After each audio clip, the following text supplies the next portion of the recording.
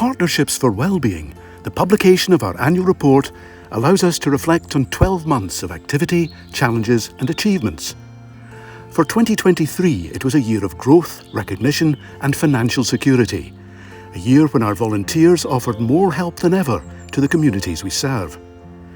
That's especially true for our transport service, where we've invested in the expansion of our fleet, adding a minibus and a brand new wheelchair-accessible car to our existing 2 vehicles.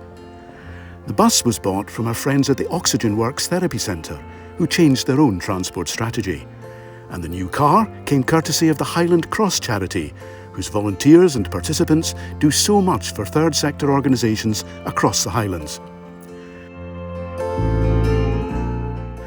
There was growth too for our Health Walk service, where weekly walks increased from 12 to 15, as we revived groups in areas such as Culloden and re-engaged partners at the Maggie's Centre. Indeed, in the years since PFW was launched, many more organisations are offering walking, wheeling and cycling activities in and around Inverness. Rather than see this as competition, we devised a project that would allow us to work alongside those like-minded groups and individuals. Happy to stroll, ready to roll. Our Inverness Festival of Walking and Wheeling did just that.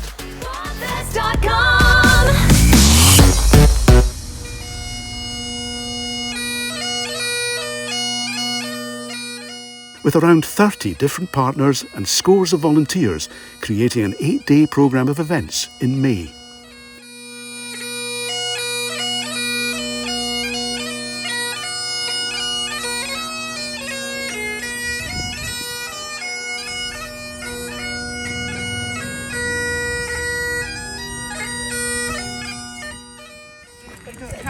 Happy to stroll and ready to roll.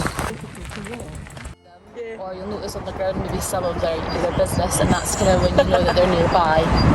But I'm not seeing too many out and about at the minute. It might be too bright for them. I don't really know what a roe deer is. Is that just a description of what they look like, or? Roe deer are they all just stand in a row. That's why. Yeah, exactly. Meanwhile, our smaller projects had a focus on loneliness and social isolation. Our minibus outings proved increasingly popular and became a referral project for local mental health workers. Our Cheery Book Club celebrated its first birthday in April, and those avid readers also enjoyed invitations to our special author events. So now the first question I have to ask you, given it, the nature of this festival, is how did you get here today? I got here on my bike. I cycled here today. Can you prove that?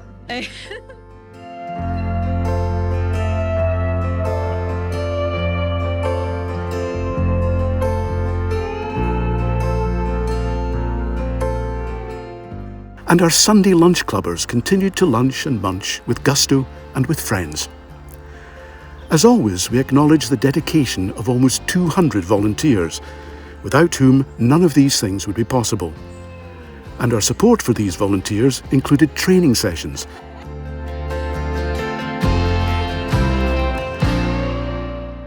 and fun events such as our summer barbecue and Christmas lunch.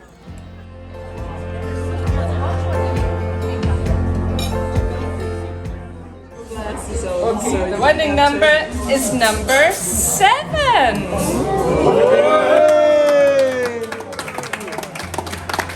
Our Ways to Wellbeing podcasts and videos are another way of supporting community initiatives. In Strathpeffer, we highlighted the efforts to create a sensory garden. People used to flock here in Victorian times to come and take the waters or to bathe in them. It doesn't happen anymore, but we are right next door to Strathpeffer Pavilion, which was in its heyday the centre of all that went on. In 2023, our work as a charity received widespread recognition. PFW was lauded as an exemplar of good practice in a report from the Community Transport Association. Cycling Scotland certified us as a cycling-friendly organisation.